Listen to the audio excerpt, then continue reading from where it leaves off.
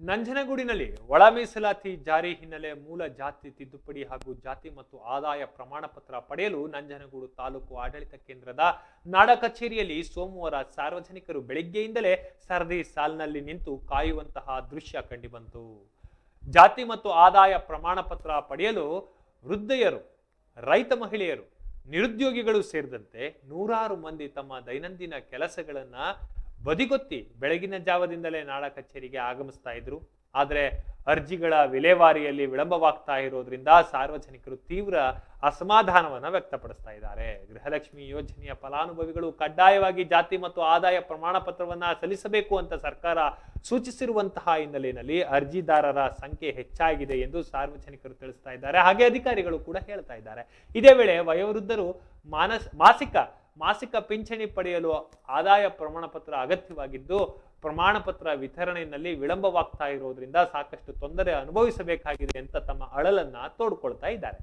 ಜಾತಿ ಹಾಗೂ ಆದಾಯ ಪ್ರಮಾಣ ಪತ್ರಗಳನ್ನ ತ್ವರಿತವಾಗಿ ವಿತರಿಸಲು ಎಲ್ಲಾ ತಾಲೂಕು ಕಚೇರಿಗಳಲ್ಲಿ ಪ್ರತ್ಯೇಕ ಕೌಂಟರ್ ಅಥವಾ ವಿಶೇಷ ಕೇಂದ್ರಗಳನ್ನ ತೆರೆಯಬೇಕು ಎಂದು ಸಾರ್ವಜನಿಕರು ಸರ್ಕಾರವನ್ನ ಆಗ್ರಹಿಸ್ತಾ ಇದ್ದಾರೆ.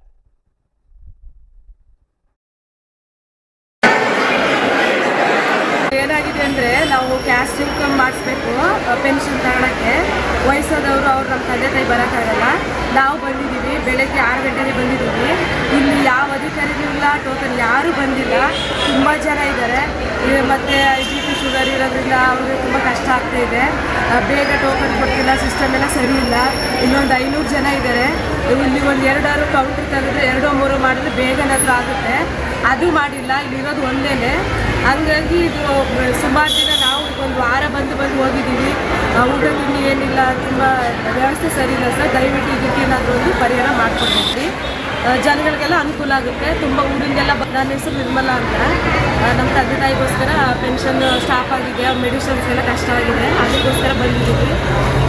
ಹಂಗಾಗಿ ವ್ಯವಸ್ಥೆ ಏನಾದರೂ ಬೇರೆ ಮಾಡಿಕೊಡ್ಬೇಕು ಅಂತ ಕೇಳ್ತೀವಿ. ನಾವೆಲ್ಲ ಬೆಳಗಿನ ಜಾವ 4 ಗಂಟೆಗೆ ಬಂದಿದ್ದೀವಿ ಸರ್. ಅದು ಕಾರಣ ಏನು ಅಂದರೆ ಪರಿಷ್ಠ ಜಾತಿಯ ಜಾತಿ ಪ್ರಮಾಣ ಪತ್ರ ತಿದ್ದುಪಡಿ ಮತ್ತು ಸಾರ್ವಜನಿಕವಾಗಿ ಆದಾಯ ಪ್ರಮಾಣ ಪತ್ರ ತಿದ್ದುಪಡಿ ಆಗಬೇಕು. ಈಗ ದಿನ ಮಾಡ್ತೀನಿ ಅಂದರೆ ಕೆಲವು ನೆಟ್ವರ್ಕ್ ಇಶ್ಯೂ ಆಗ್ಬಿಟ್ಟು ಕೆಲವು ಆಗ್ತಾಯಿಲ್ಲ ಸರ್. ಒಂದು ಸೆಟ್ ಮಾಡೋದು ದೊಡ್ಡ ಸಮಸ್ಯೆ ಆಗಿದೆ.